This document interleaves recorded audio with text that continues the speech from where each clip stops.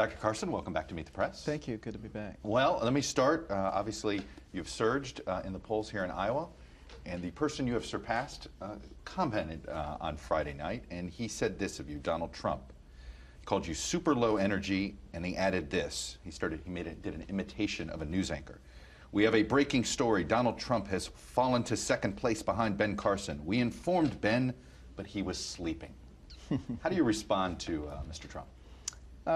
You know, everybody has their own personality, and if he'd like to do that, that's fine. That's not who I am. And I don't get into the mud pit, and I'm not going to be talking about people. I will tell you in terms of energy, I'm not sure that there's anybody else running who's spent 18 or 20 hours intently operating on somebody. Do you think that people mistaken your soft-spokenness with a lack of energy? I think so. I have plenty of energy, but, you know, I am soft-spoken. I do have a tendency to be relaxed. I wasn't always like that. There was a time when I was, you know, very volatile, but, you know, I changed. When was that? As a teenager. I would go after people with rocks and bricks and baseball bats and hammers, and of course, many people know the story when I was 14 and I tried to stab someone. And, you know, fortunately, you know, my life has been changed and I'm a very different person now. Dr. Carson, you are soft-spoken, but you've said some things that have been controversial, whether it's talking about the Holocaust and guns, referring to President Obama, perhaps in a joking manner, as a psychopath. If you're the presidential nominee, if you're the Republican nominee, fairly or unfairly, the 30-second TV ad is going to be there, where they're going to put all of your statements together and say, Dr. Carson, he may speak softly, but is this somebody you want in the Oval Office? How would you respond to that? And how do you deal with that? I would respond by saying, as people get to know me, they know that I'm not a hateful, pathological person like some people try to make me out to be. And that will be self-evident, so I don't really worry about that. Why do you so easily go to Nazi metaphors? You referred to, when you were talking about healthcare, you referred to a Gestapo, and a lot of times, the minute you talk about the Nazis, the minute you talk about the Holocaust, people stop listening. Although, interestingly enough, you know, in the last several weeks, I've heard from many people in the Jewish community, including rabbis, who said, you're spot on. You are exactly right. And I think it's, you know, some of the people in your business, quite frankly, who like to try to stir things up and try to make this into a big, horrible thing. If I say something about something that we don't want to become, and we never even want to get close to it, then I'm comparing it and I'm saying we're there. That's what they do. And of course, for people who aren't really thinking deeply, you know, that resonates. But, you know, the fortunate thing is a lot of people really do think for themselves, as you can see, you know, from the poll numbers here. You talked about, you said a lot of Jewish people reached out to you about saying you were spot on.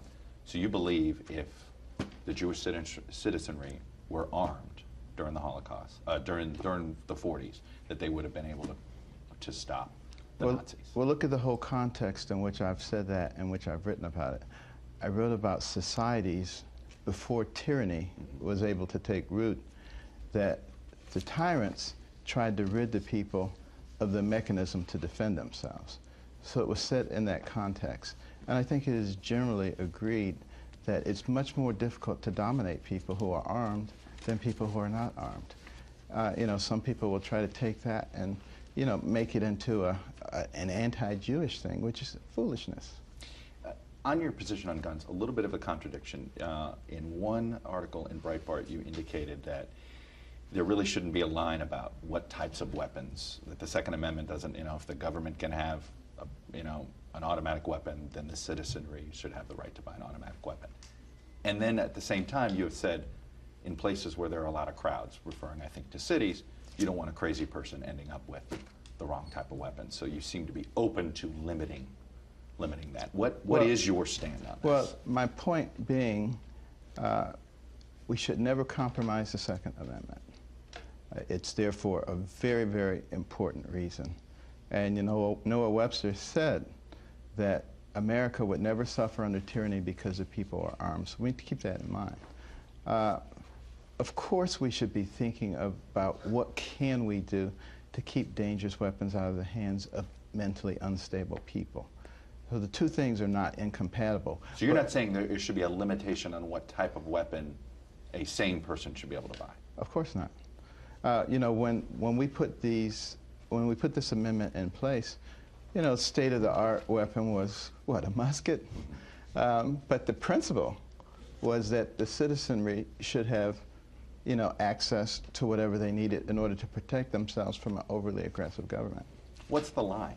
I mean, should somebody be able to have one of these surface-to-air missiles? I don't think you can get a surface-to-air missile legally in this country. And that's okay. I mean, that's my point. Like, you're okay with having, you know, anything that you can hold. You know, there is some limitation on what somebody can. There is, and we have laws that, you know, take care of that. Does life begin at conception? I believe it does. Does that mean whose right, I guess, should be superseded, the mother or the unborn child? Whose rights, who has greater rights? In the ideal situation, the mother should not believe that the baby is her enemy and should not be looking to terminate the baby. You know, things are set up in such a way that the person in the world who has the greatest interest in protecting the baby is the mother. We've allowed the purveyors of division to make mothers think that that baby is their enemy and that they have a right to kill it. Can you see how perverted that line of thinking is? What if somebody has an unwanted pregnancy? Should they have the right to terminate it? No. Think about this. During slavery, and I know that's one of those words you're not supposed to say, but I'm saying it. During slavery, a lot of the slave owners thought that they had the right to do whatever they wanted to that slave, anything that they chose to do. And, you know, what if the abolitionist had said, you know, I don't believe in slavery. I think it's wrong. But you guys do whatever you want to do. Where would we be? Then to that end, the other day in an interview, you would not say whether you were in favor of repealing Roe v. Wade.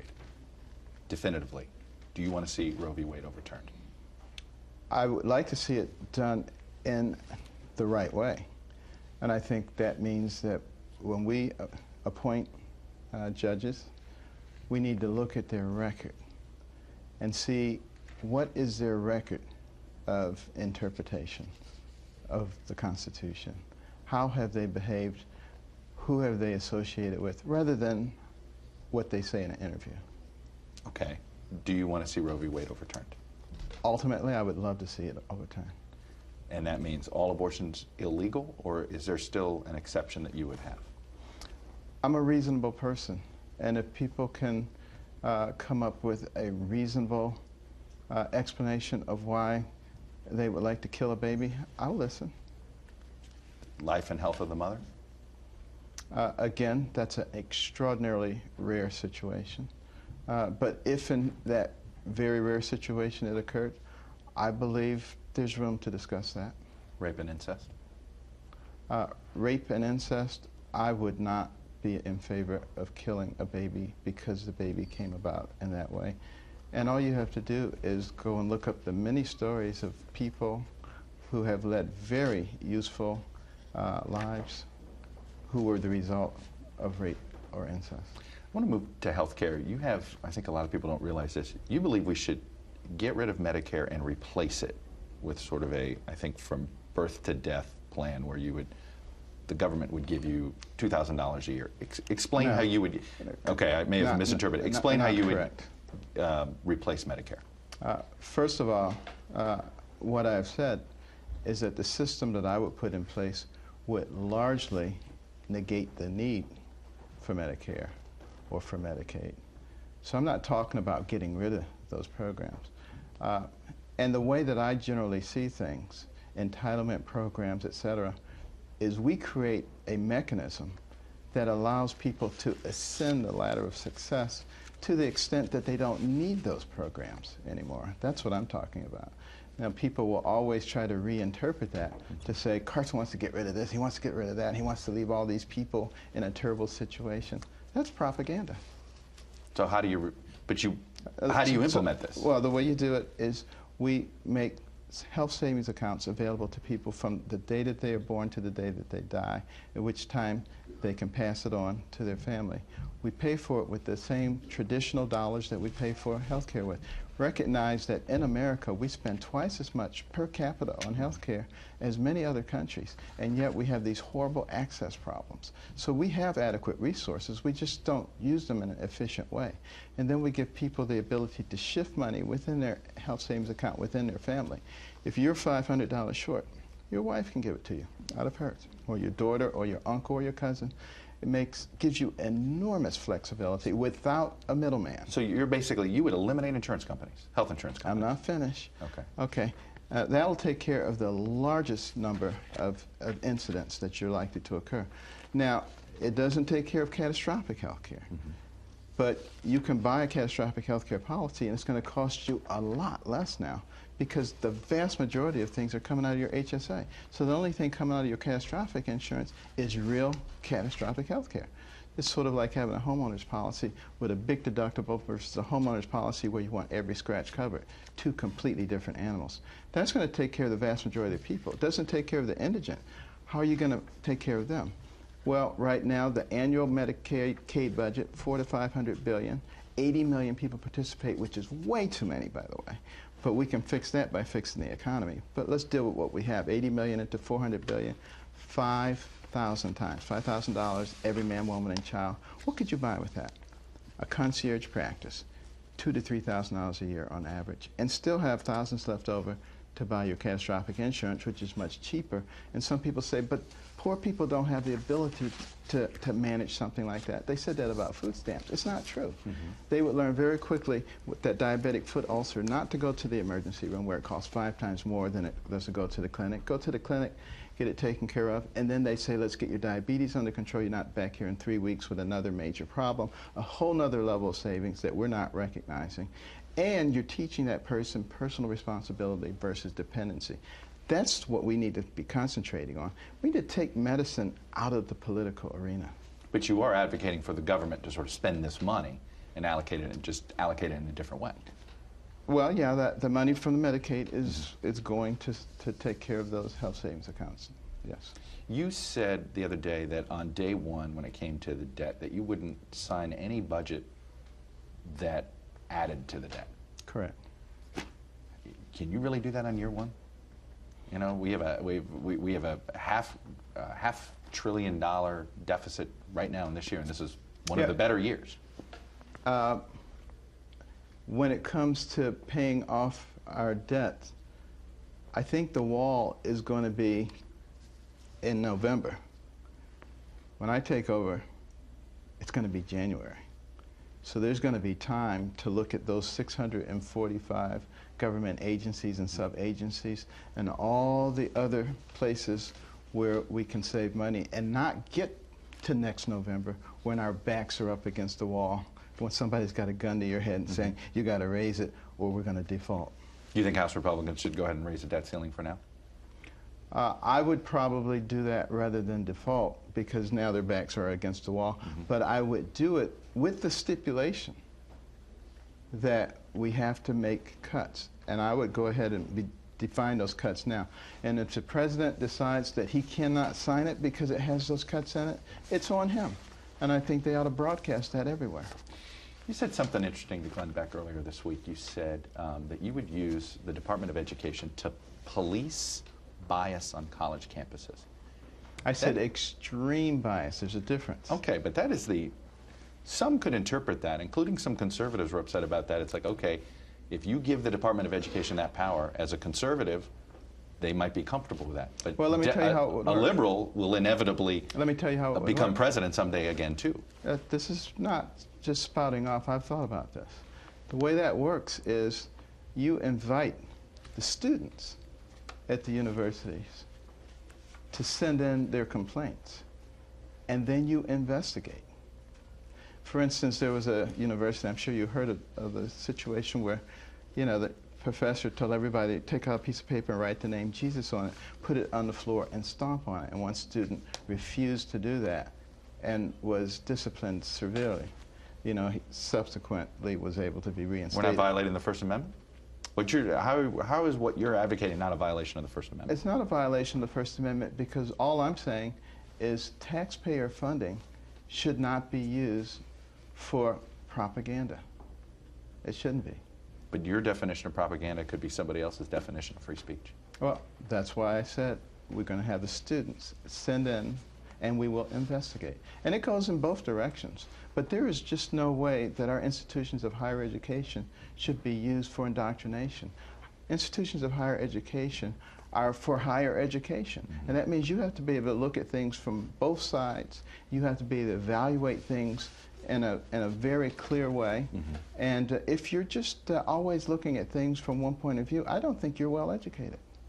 Let me ask you a quick question on Syria. Assad versus ISIS. What should be the priority? Well, it's a big global issue. Assad has been there for a long time. His father was there for a long time. There are a lot of complex relationships there, and if you just sort of were to sweep him out of the way, there is no guarantee that that would be a victory for us. ISIS, we know, is part of the global jihad movement, and their goal is to destroy us and our way of life. So I am concerned about both, but I am extraordinarily concerned about the global jihadists, wherever they are. Would you work with the Russians? I would certainly talk with the Russians. I think open conversation is a good thing to do, but in no way would I capitulate to them. Putin has expansionist ideals. There's no question about that. And he's very ambitious, and he says one thing and then he does another thing. When he came into Syria, he said he was coming there to fight ISIS, but was he really? Right. It was really al-Nusra. It was the anti-Assad forces that he was there to fight. So, we have to look at that, and I think we have to oppose him. We have to push back, because I believe that that's just a beachhead for him. I think he wants to extend his influence throughout the region. Final question. I'm guessing you would not hire somebody to be a doctor if they didn't have experience in the medical field. What do you say to folks that say, why should we hire you as president when you have no experience in government or the political field?